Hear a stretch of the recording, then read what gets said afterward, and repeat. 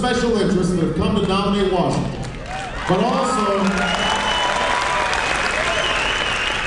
to challenge ourselves to be better citizens, better neighbors, better parents.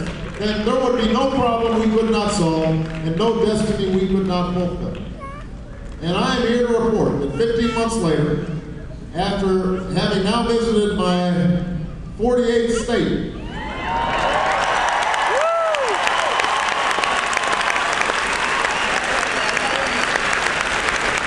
after speaking to hundreds of thousands of people and shaking tens of thousands of hands and kissing hundreds of babies,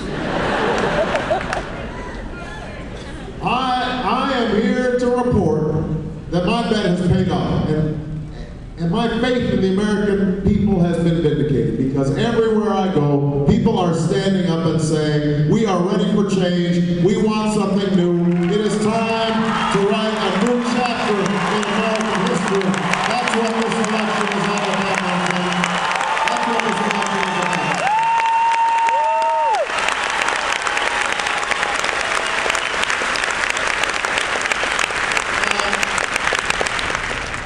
Every state we've been seeing record turnouts. People are participating like never before, especially young people. We've seen more young people involved in politics than any time in a generation.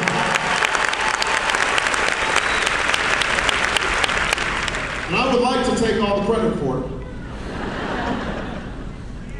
But I have to admit that it's not just about me, because a lot of what's motivating people, they know that in November, we're going to be choosing the next president of the United States, and no matter what else happens, the name George W. Bush won't be on the ballot.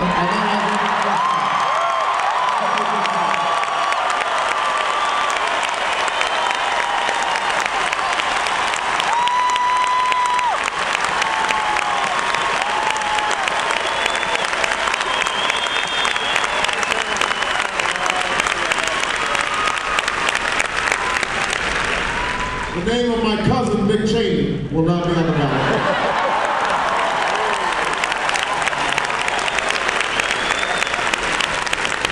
Some of you may have heard about this. Dick Cheney and I are distant relations. This was very embarrassing.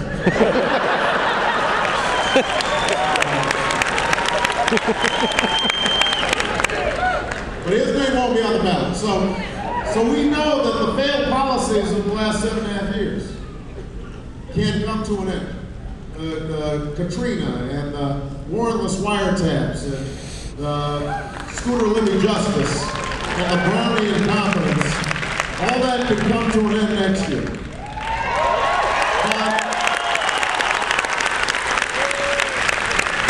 But that's not the only reason that you're here. You know, it's easy to be against something, it's easy to be against somebody. You're here because you want to be for something.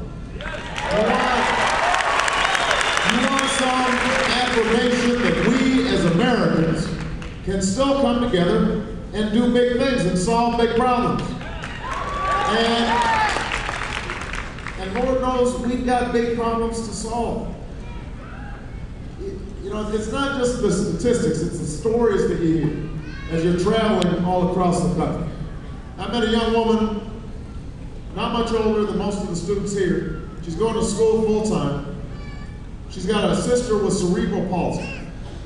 So she's got to try to figure out how to support her and her sister as she's going to school. So after she goes to school, after she takes care of her sister, after she does her homework, she goes to bed about 10. She wakes up at 1 o'clock in the morning to work a night shift at the Federal Express, taking packages out to airplanes. She gets 3 hours of sleep every single night. You know, she told me this not out of self-pity. She was determined to get her degree and make a better life for her and her sister.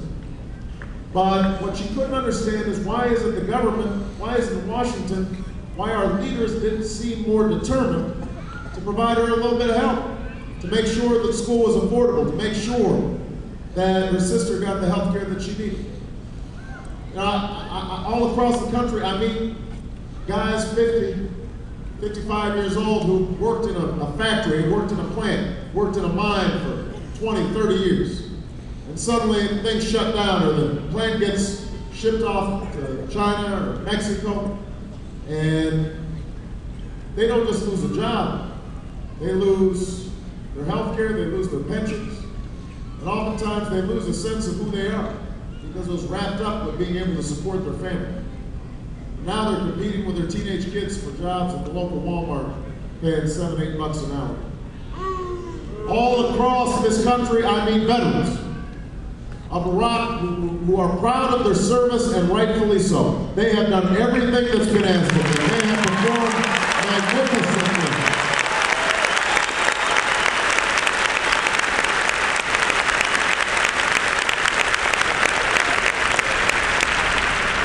And yet, they question the wisdom of a mission that has cost us so dearly in blood and treasure. And they think about the buddies that they've left behind, and some have stories to tell about the strains placed on their families when they were on their third deployment, or maybe even fourth deployment. And sometimes in rope lines after a rally like this, I'll meet disabled veterans or homeless veterans who wonder how it is that their service could have been forgotten so quickly. Or I'll meet parents of the fallen. A woman in Green Bay, Wisconsin gave me this bracelet to commemorate a 20-year-old son who had died in a roadside bomb and who wept silently as she told me his story. Now, those are the stories that stick with me. And the problem is, people don't feel like anybody's listening to them. They don't feel like George Bush is spending time worrying about their lives. They don't feel like Congress is fighting for them. They have a sense that the insiders, the lobbyists, the fat cats, that they are the ones who are setting the agenda in Washington. And you know, I wish I could tell them that they were wrong, but so often they're not. I mean, think about it. We've been talking about health care reform for decades now, through Democratic and Republican administrations.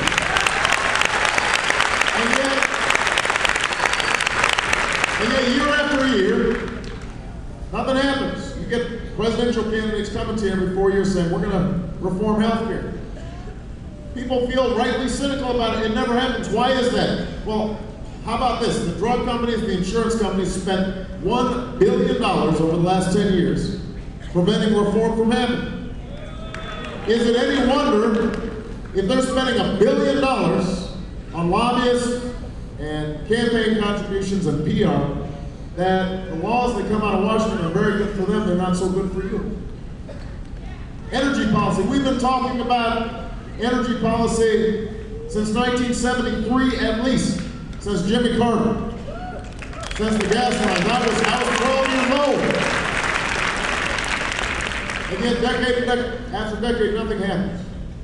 Why is that? Well, it helps to understand that when Bush put Cheney in charge of energy policy, he did. Cheney met with the environmental groups once, he met with the renewable energy groups once, he met with the oil and gas companies 40 times. 40 times. So is it any wonder then that energy policy made in Washington is very good for ExxonMobil, not so good for you?